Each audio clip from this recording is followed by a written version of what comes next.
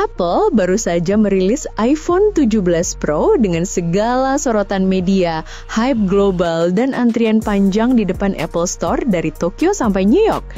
Semua orang mengira Apple lagi-lagi berhasil menunjukkan dominasinya di dunia smartphone.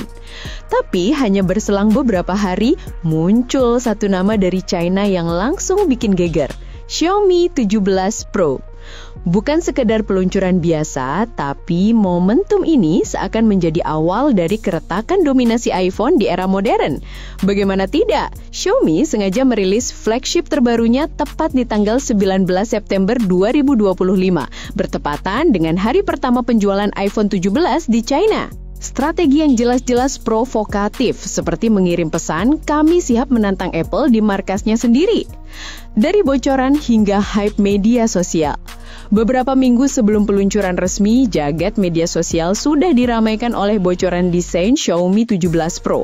Foto-foto dan video hands-on memperlihatkan bodi yang sekilas mirip dengan iPhone 17 Pro. Tapi Xiaomi bukan hanya meniru, mereka menambahkan inovasi yang membuat publik bertanya-tanya, apakah inilah ponsel yang akhirnya bisa menjatuhkan Apple dari tahtanya? Desainnya memang mengingatkan pada iPhone dengan modul kamera besar, tapi Xiaomi menyelipkan layar sekunder di bagian belakang yang disebut Magic Backscreen. Layar mungil ini bukan gimmick semata, bisa menampilkan jam, animasi grafis, hingga menjadi viewfinder saat selfie menggunakan kamera belakang. Inovasi kecil yang bisa bikin Apple malu, karena sampai sekarang mereka belum berani coba hal serupa.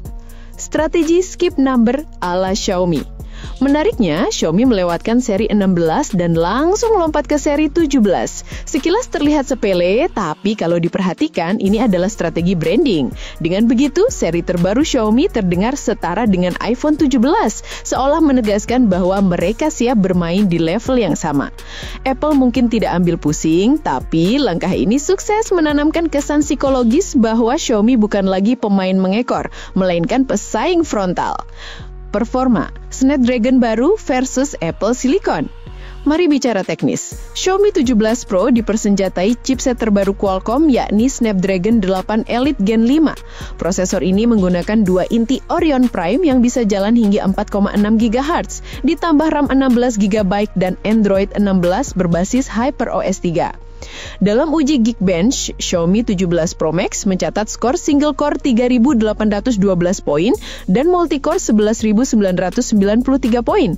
Angka ini sukses menyalip performa multicore Apple A19 Pro, meski memang masih kalah tipis di single core. Tapi jelas, Xiaomi sudah naik kelas, nggak bisa lagi dipandang sebelah mata. Kamera, kolaborasi Leica masih jadi senjata utama. Di sektor kamera, Xiaomi masih mempertahankan kolaborasinya dengan Leica.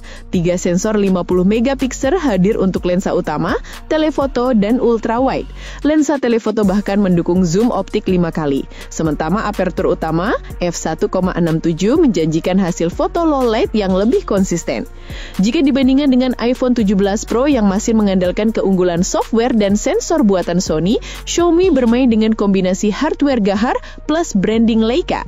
Hasilnya, dunia fotografi mobile makin panas dan pengguna punya lebih banyak pilihan serius di level premium. Baterai, angka gila di kelas flagship. Inilah salah satu sektor paling menampar Apple. Xiaomi 17 Pro hadir dengan baterai 6.300 mAh, mendukung fast charging 100 Watt plus wireless charging 50 Watt.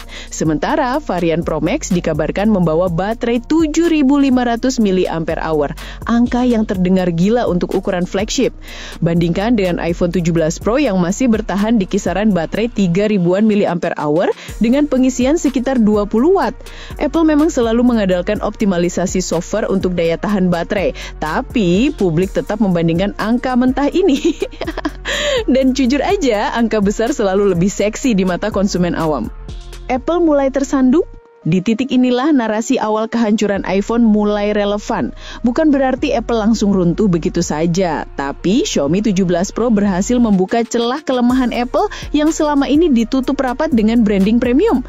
Apple terlihat stagnan, terlalu nyaman dengan inovasi bertahap, sementara Xiaomi berani keluar jalur.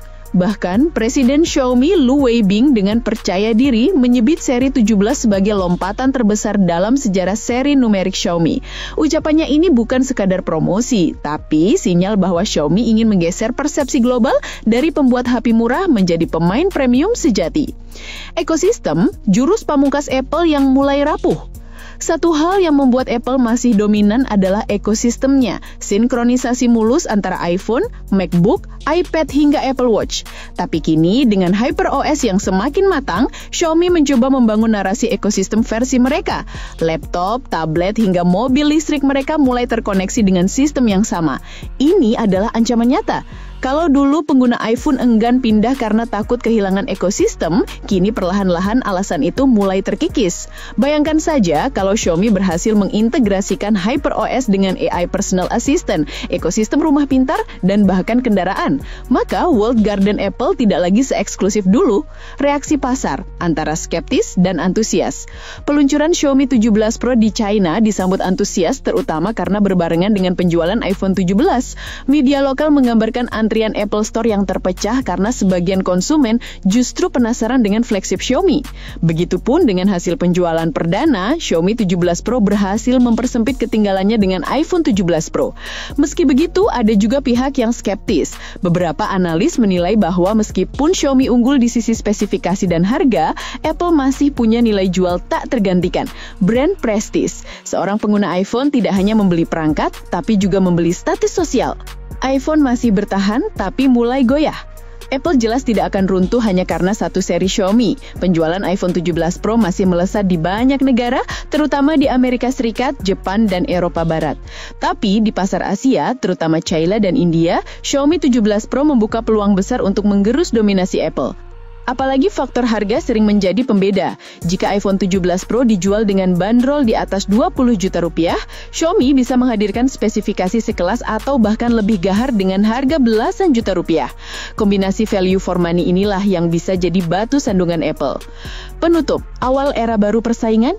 Jadi, apakah rilis Xiaomi 17 Pro benar-benar menjadi awal kehancuran iPhone? Jawabannya mungkin belum sekarang, tapi jelas ini adalah titik penting di mana Apple tidak lagi bisa santai. Xiaomi menunjukkan bahwa mereka sanggup menandingi, bahkan dalam beberapa aspek melampaui Apple.